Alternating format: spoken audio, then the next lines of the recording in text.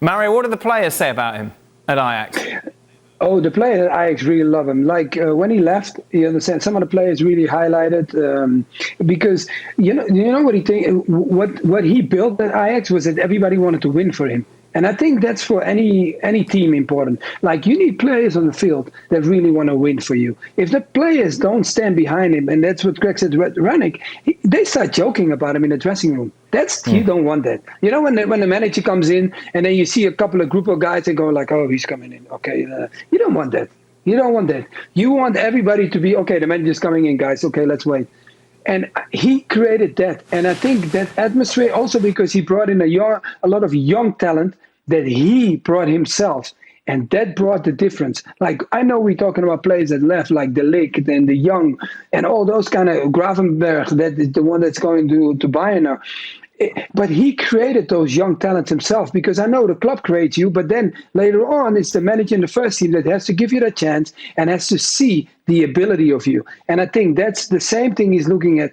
I think he didn't sign his deal because he wanted more power than they gave him at first. And that's why the deal took a little bit longer for Ten Hag to sign. And when he signed it, it's because he has more to say now. But, Shaka, he's just got this summer. He's got this kind of pre-season. How easy, like as Craig says, is it to get the good apples from the bad apples? Because surely you only really know how good your players are when they go out on the pitch and to see whether or not they go to war for you.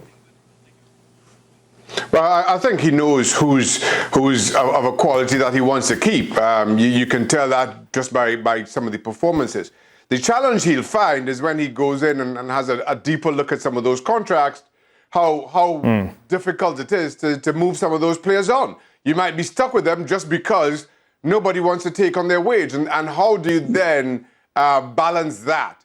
Once you know the players who are of a quality that you want to keep, you have to figure out the ones who will be in the trenches with you. And that's a little bit more difficult. That will take getting to know the squad. But right now, I think the bigger problem for Manchester United is you simply don't have enough quality, right? I keep talking about the target being Liverpool and Manchester City. How many players in that Manchester United dressing room, even getting to Liverpool and City's squads? I'm not sure that there are 3 players in that dressing room. So everybody is available. Let's put it that way. Manchester United have made some bad decisions in recent years, and a lot of them have been on the recruitment front, from managers to players. But the other bad thing I think they've been doing is they have been doing it for quite a while, they're rewarding mediocrity. Now, this has never been a club that's done anything else, and you only get rewarded there if you were shooting for the stars. Because that's the standards that they set. They're a global juggernaut in terms of a football club around the world. But yet, you only had to bang a few goals in or do something good for a few weeks at this club, and Ed Woodward and his cronies couldn't wait to give you a new 3 or 4 year deal. And that's leaving bigger problems down the line when you realise that it's not working and you've got to make change. So it's been one bad decision after another, from recruitment to contracts to renewals, and now Erik Ten Hag's left with this. It's not all going to happen this summer.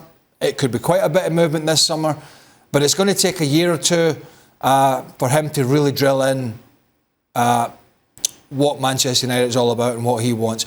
Can they still get in the top 4 and be better than they are? For sure. Yeah. For sure, 100%. Because if Arsenal and Tottenham can be fighting for the top 4... anyone can. Why can't a Manchester United, with their spending and a very good manager, be doing it? But fighting for the next level, that's a different matter.